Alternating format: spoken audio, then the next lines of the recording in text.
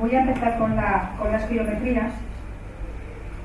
Todo el mundo sabe que es una espirometría. Una espirometría es una prueba en la cual vamos a medir volúmenes y flujos respiratorios, normalmente, pues en este caso durante el ejercicio. El término ergo hace referencia, pero normalmente pues no hay muchos aparatos portátiles, entonces se va a hacer, en el caso de persona, se va a hacer una cinta rodante o se puede hacer en una bicicleta estática o se puede hacer en simuladores de remo. Existen diferentes opciones para personas. En caballo vamos a hacerlo en cinta rodante con la utilización de una máscara respiratoria. ¿Qué voy a explicar con relación a conceptos básicos sobre la espirometría?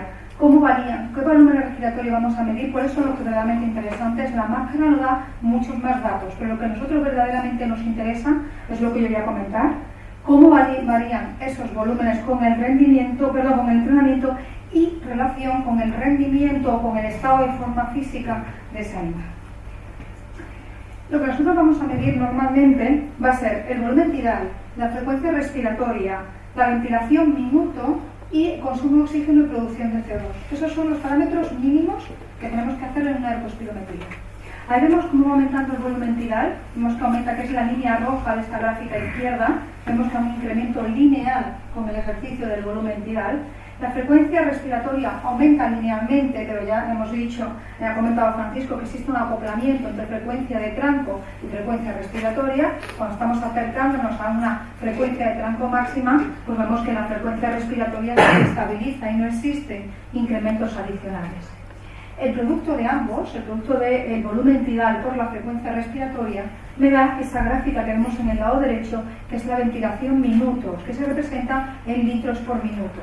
Existe también un incremento lineal hasta que llega un momento en que la contribución va a ser mucho más intensa por parte del incremento del volumen tidal que de la frecuencia respiratoria. Aquí hay dos cosas que hay que tener en cuenta a la hora de interpretar la ventilación minuto.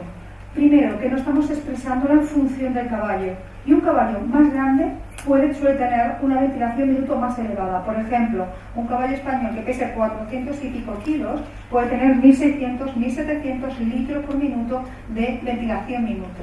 Sin embargo, un caballo árabe que sea más pequeñito, pues a lo mejor se queda 1200, 1300. Por lo tanto, está muy supeditado al tamaño del animal y eso tenemos que tener en cuenta.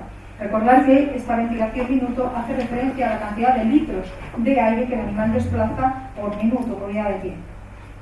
Segunda cosa importante, que el aparato respiratorio tiene una gran importancia en los mecanismos de termorregulación. Anteriormente Francisco ha explicado cuáles son estos mecanismos, pero lo que va a termorregular más en el caballo como mecanismo de termólisis predominante es la evaporación. Bien, la evaporación, eso representa aproximadamente un 90%. De ese 90%, 25% es una evaporación a través de vías respiratorias y 65% es una evaporación del sudor.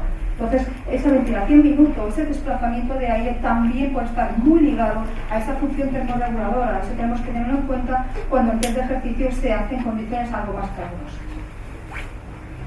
Y los parámetros que son más interesantes son el consumo de oxígeno y la producción de CO2. Cuando yo hablo de consumo de oxígeno me voy a referir muchas veces a consumo pico. ¿Por qué? Porque nosotros durante un test de ejercicio incremental lo que vamos a calcular es el nivel máximo. ¿Qué me está indicando ese nivel máximo? El nivel máximo de utilización de oxígeno que tiene ese caballo.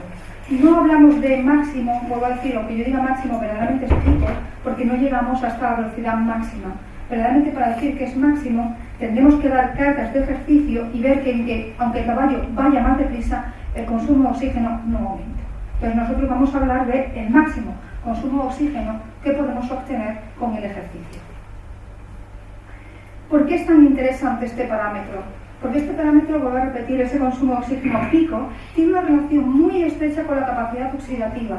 Y la capacidad oxidativa es bastante determinante del rendimiento deportivo en casi todas las disciplinas. Evidentemente, la capacidad glucolítica en determinados momentos, como ha comentado Francisco en sprint y demás, es importante, pero tienes que tener una capacidad oxidativa que te permita al final utilizar la capacidad glucolítica.